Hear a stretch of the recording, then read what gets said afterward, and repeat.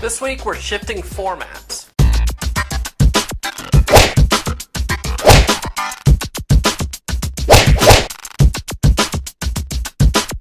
This episode of Tech Shop is brought to you by Dyne and GoToMeeting. Welcome to episode 57 of Tech Shop. I, of course, am Paul Bauer, aka twitter.com/ElDePablo. And today marks the first day that we'll be running in our new news-oriented format. If you remember last year when we first went to weekly shows, we had a short news segment, and then we went on with the rest of the show. We decided to ditch the news segment because it was too hard to do that every week, along with our regular weekly how-tos and reviews. Well, since it's getting more difficult to come up with good how-to content and other reviews, we decided to flip things around and go with the strictly news-based format. It'll be way easier to produce this weekly with fresh content taken from various news sources.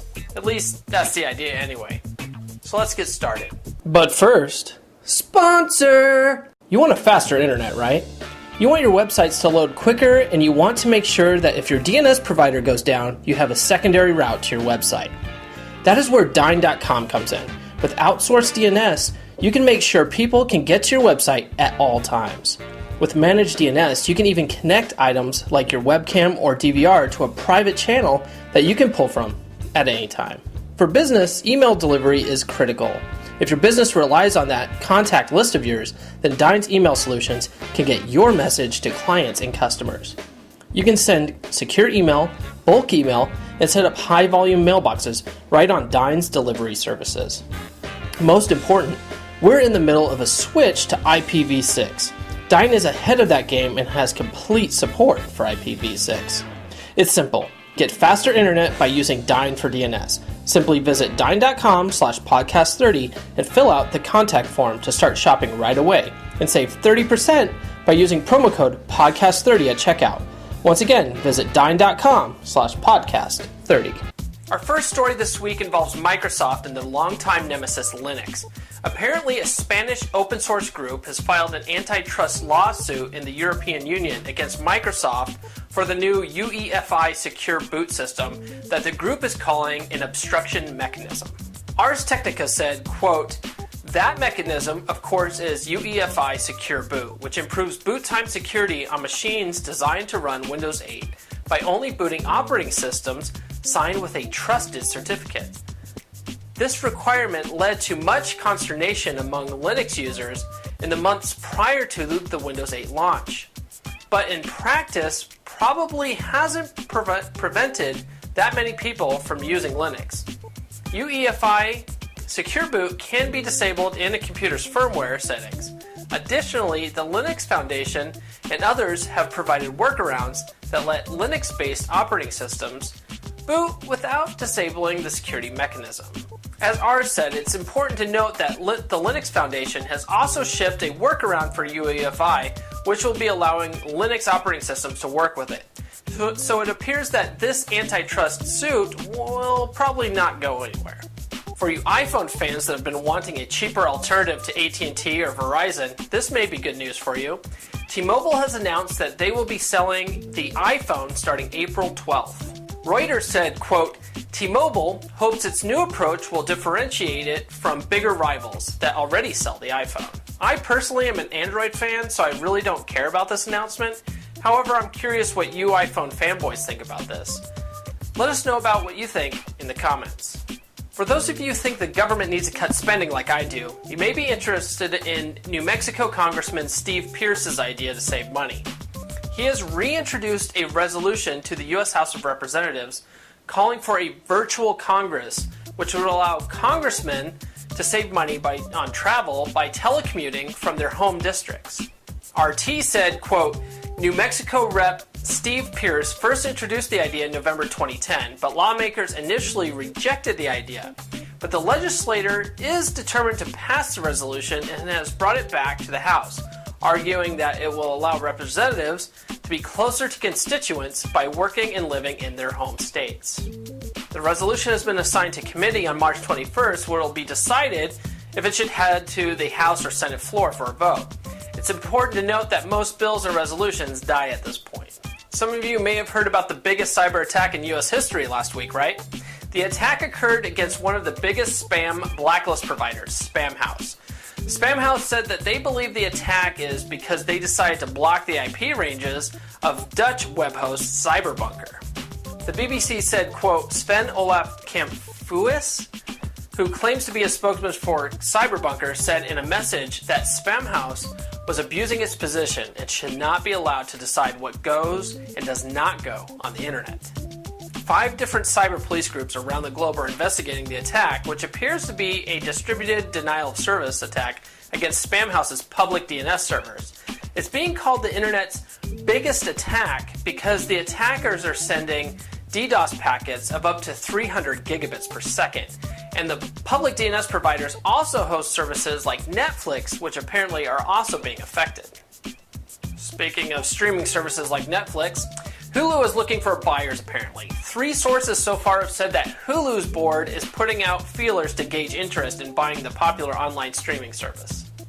The Huffington Post said, quote, the board sounded out several possible buyers as a part of an internal strategic review begun recently, but it has not received a formal offer, one of their sources said on Monday, speaking on condition of anonymity, because the discussions were private.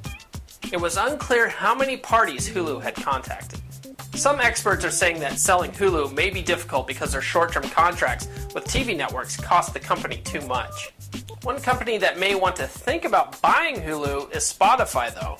Apparently, they want to branch out of the streaming music game and move into the streaming video market.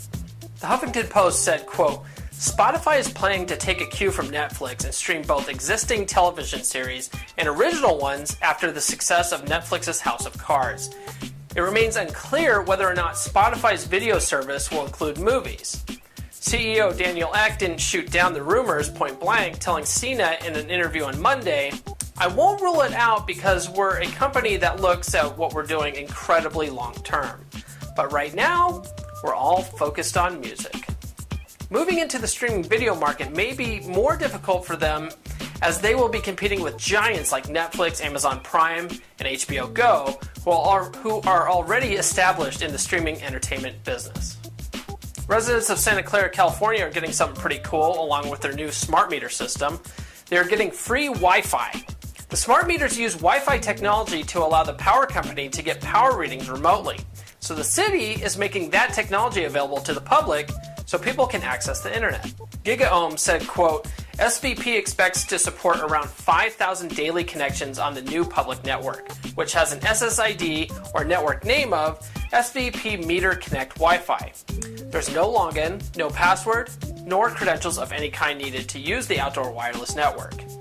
Utility data from the meters will be sent securely, however. There is a drawback to this, that the internet over the free Wi-Fi network will be rather slow. The speeds are expected to be around 1 megabit per second, which is slightly slower than DSL or 3G.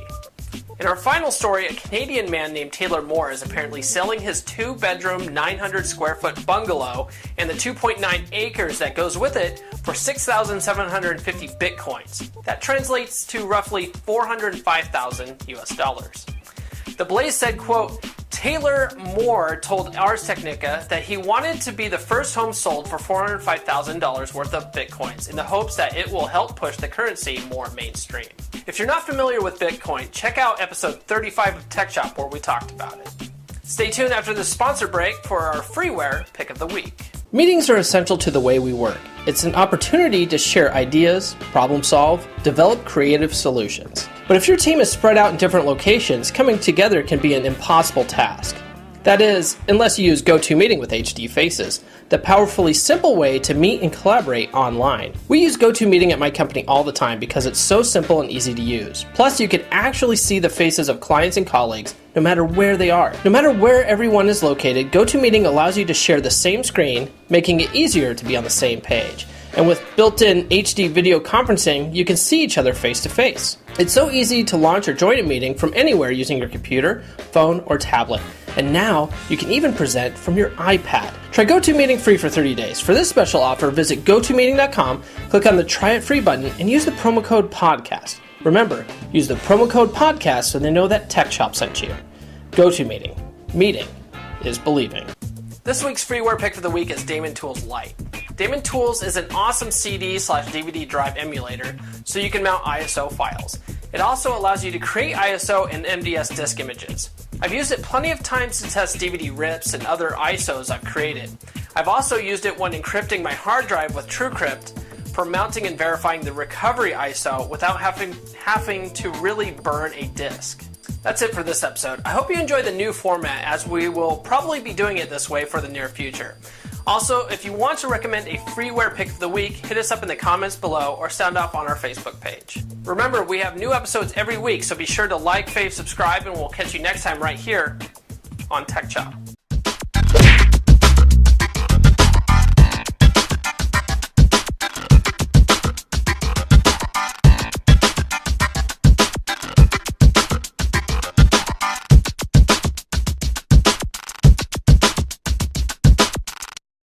Tech Chop is a proud member of the Tech Podcast Network. TechPodcasts.com. If it's tech, it's here.